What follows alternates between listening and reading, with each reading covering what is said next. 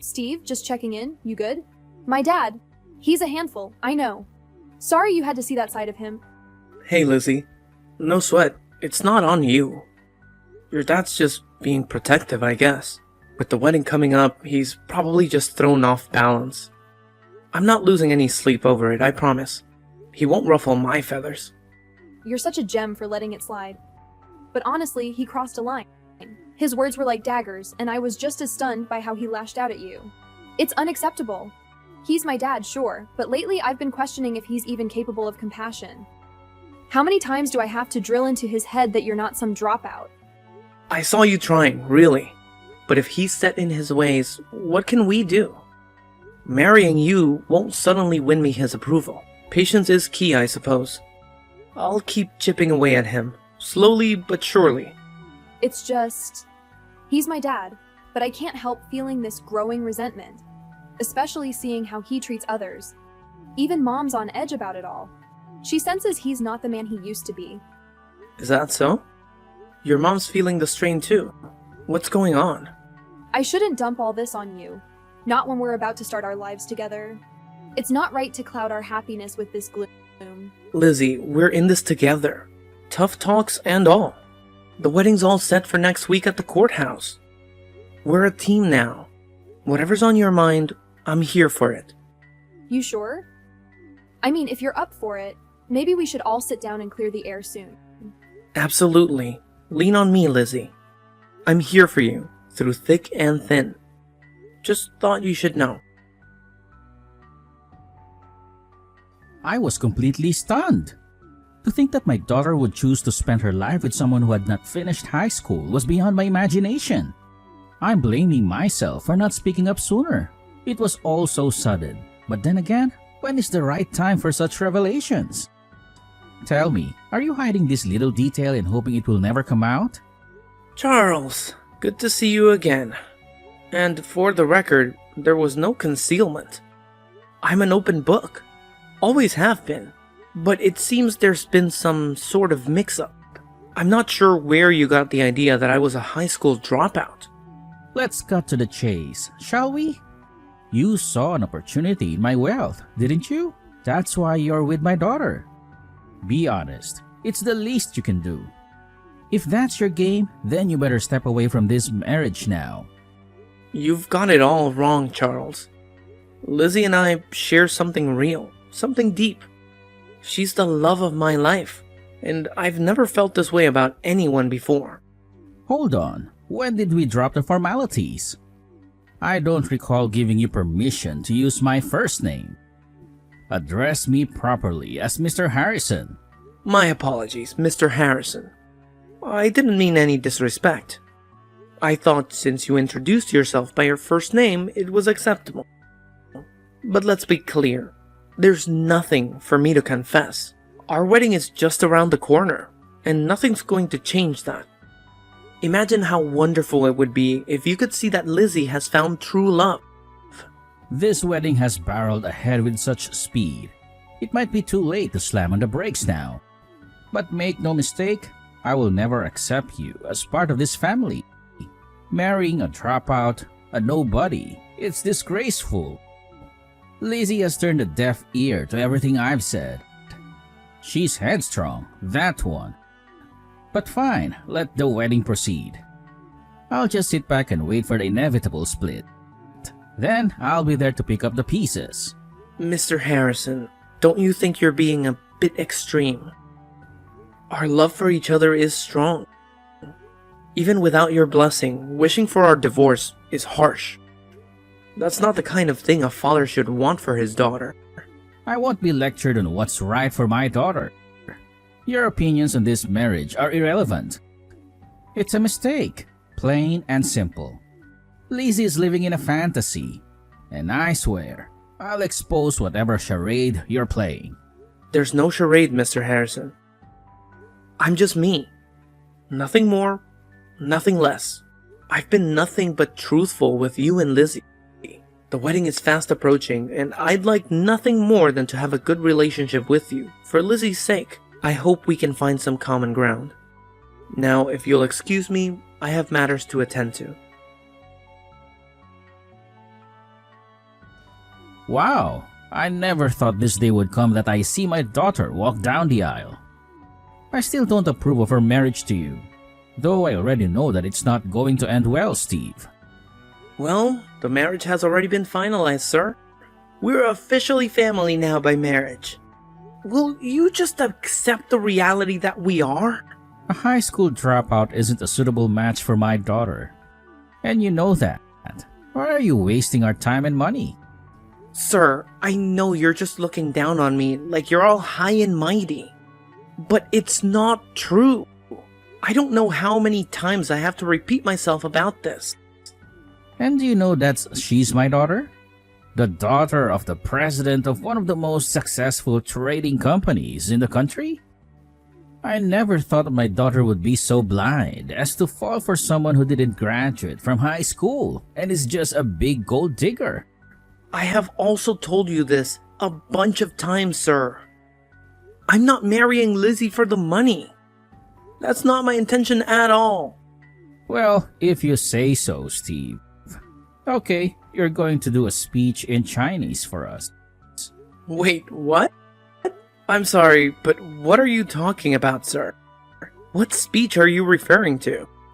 Actually, I'm not going to force you to do anything. But if you think about it, isn't it the right thing to do? As a father-in-law says, since you're the groom, after all, you're the one marrying the president's daughter, the next person who will take over the company when I retire.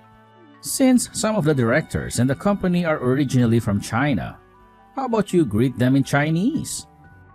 You do know Chinese, right? It's important for everyone in the company to know a few business phrases. And of course, our company has gone global recently. A lot of our work partners are Chinese, so they do a lot of business talk in their native language. What do you think? Will you do it, or is it impossible for you, Steve? If you feel that way, maybe you should get out of this marriage while you still can.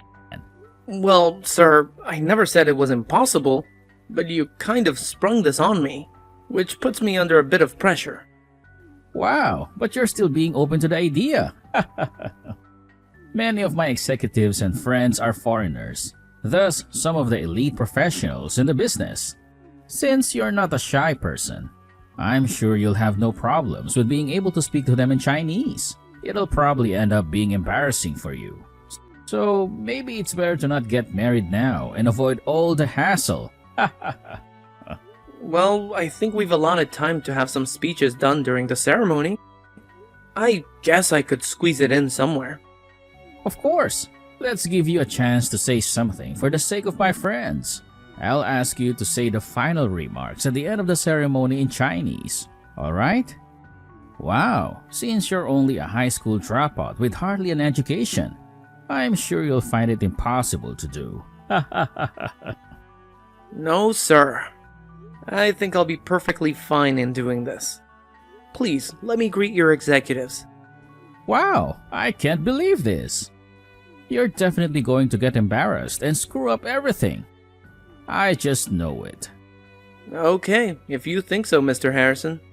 But I'm sure everything will work out just fine. The ceremony is about to start shortly, so there's not much time for you to prepare yourself. At least just panic a little and break out into a sweat so I can have something to laugh about later. I don't think I'll get embarrassed, sir, since I don't mind talking in front of a lot of people. I'll do my best to give my speech. Okay, if you say so. Just don't embarrass me as well. It really would be a shame to let my daughter marry an incompetent high school dropout. No, it'll be okay, sir. Please don't panic over this. I've got it all covered. I think you think I'm going to embarrass you. In fact, Mr. Harrison, is it true that you don't understand a word of Chinese at all? Excuse me? What on earth are you situated here, boy? Well, you're probably going to wonder what I'm going to say in the speech, right? I'm sure you'll be able to understand every single word, sir. Well, if your Chinese is good, I'm sure I'll be able to understand everything you say. Don't you dare think about provoking me right before you marry my daughter. I'm sorry that you think that I'm doing that, sir. Please, enjoy the wedding ceremony.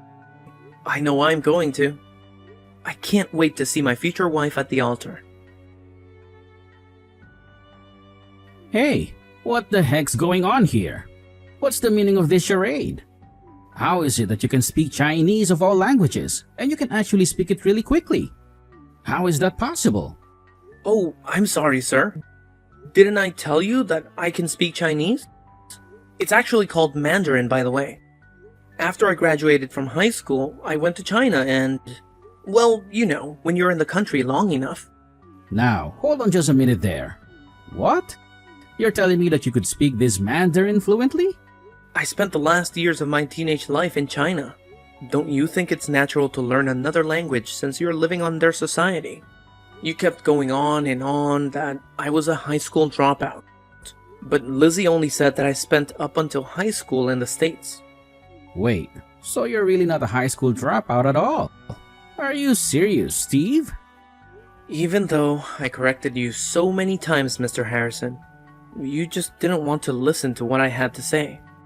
I couldn't make any detailed corrections either. So you lived there for a bit.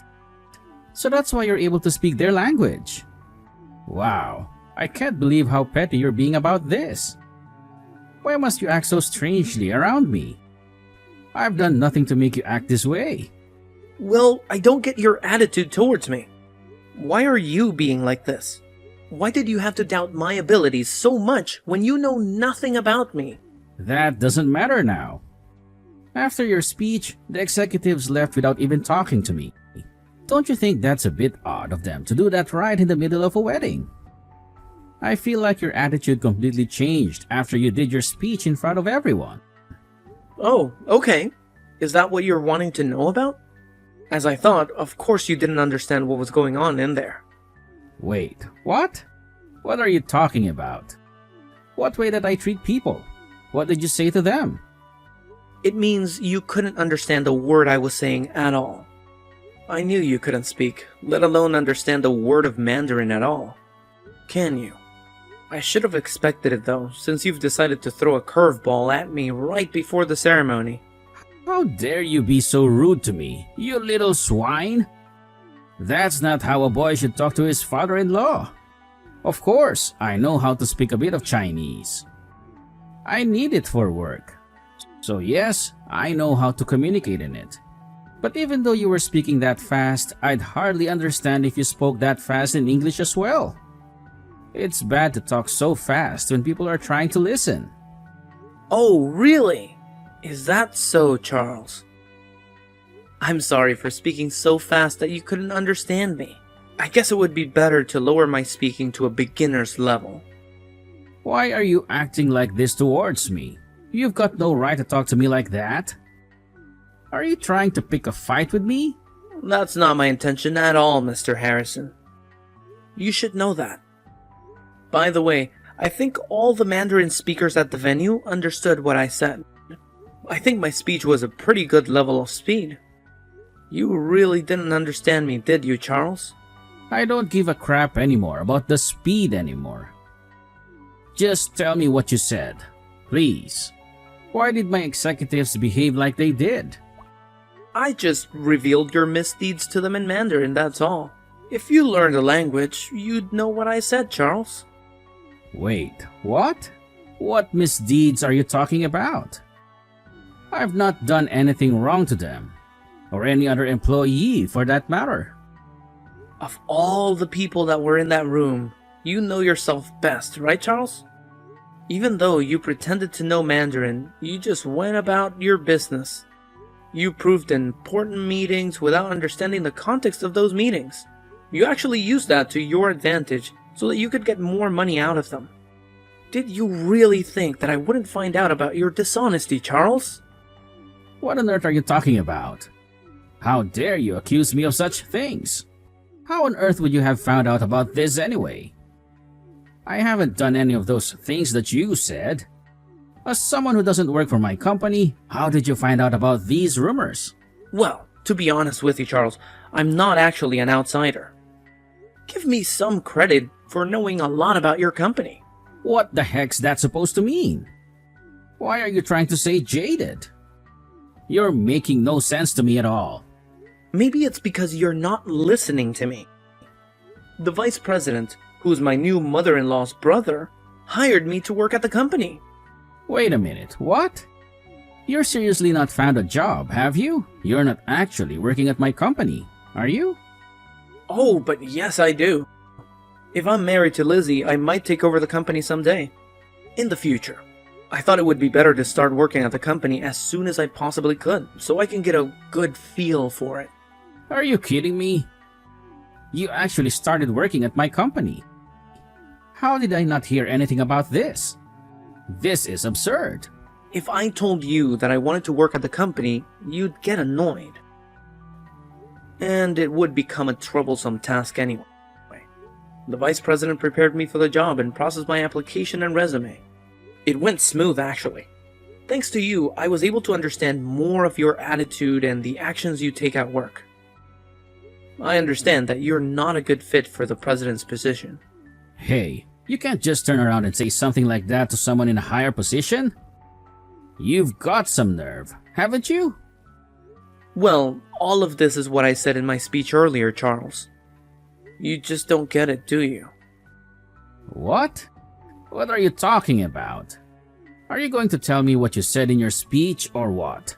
I told the executives in Mandarin how incompetent my future father-in-law is as president of the company. That's why they reacted the way they did. It's possible that they've gotten angry with how you handled their interactions, and you could be fired from your precious presidential position. Do you seriously think that they're going to dismiss me, the president of the company? They've got no right to do that. I'm the president. End of the story. I'm the one who has all the decision-making power. They can't possibly throw me out of my chair. You're sounding like a dictator, Charles. And executives don't like that. The way you've treated them is going to be the result of your dismissal. Besides, it was originally my mother-in-law's father's company. You only inherited because you're her husband. You do know that the vice president of the company was originally supposed to take over the business, right? Well, that position fell to me because I was more capable of being the leader of the company. The face of the company? Where are you going about messing things up now? Okay. I don't know what happened during that time, but if the board of directors were to have a meeting right now, no one would be siding with you, Charles. I think everyone would follow the vice president and vote for him to be the new face of the company. What the heck? Do you really think that it's okay to do that to my own company? Did you seriously want to degrade your new father-in-law that much, Steve? Do you think Lizzie's going to be happy that you've done that to her own father? Well, she might not be too happy about it, but she understands that this might have happened during the ceremony. Huh? What are you talking about? You didn't tell my daughter that you were going to do this, did you? I already told her in advance that this might come up if you made me do something that I wasn't fully comfortable with. I knew I had to talk about this kind of thing so people knew what you were truly like at work, and to the people around you. It wasn't a decision that I made on my own, Charles. After a careful discussion that Lizzie, her mother, and I had, we decided to say something. You talked to my wife about this? Why is my wife involved in this? Why did you drag her into it? Don't you know that she's my ally and that she'll stick by me? I'm sorry, but it sounds like your wife has given up on you, Charles. That's why Lizzie and now my mother-in-law are on my side about this. Is this seriously happening to me right now? How could you all stab me in the back like that? My own family. I've done nothing to any of you. Well, I guess the girls decided that they wanted to dethrone you. They were getting sick of the way you were treating people.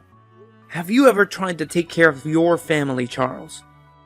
Mentally and emotionally. It seems like all you care about is yourself. What the heck are you trying to say here? Go on, say it. You say they're your family when you talk about them to other people. But do you really care for them? Do you look at their needs? Do you support them financially that much? Or do you just give all that money you earn to your secretary, Charles? You're not giving her the company's money, are you? I haven't got a clue what you're talking about, Steve. Who is this secretary you speak about anyways?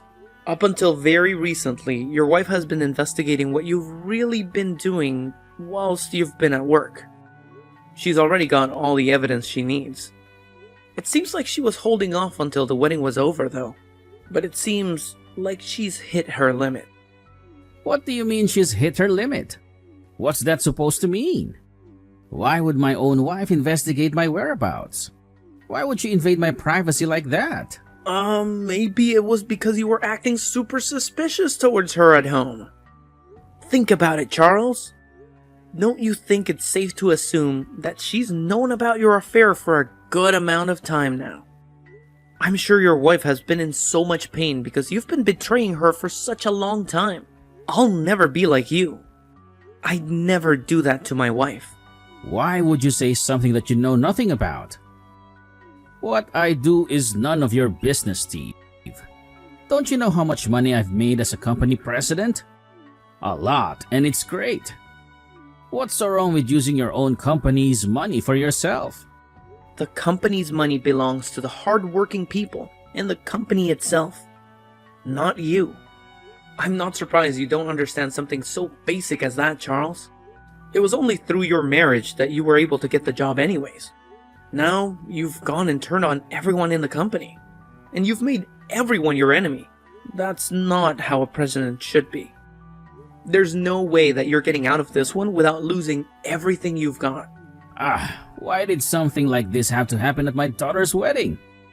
All I wanted was to embarrass you. In the end, you were the one that got embarrassed because you didn't understand a word I said. As a result, you've been made to resign from your position. Don't you think this is such an ironic story, Charles? It could be made into a movie script, to be honest. I'm not resigning.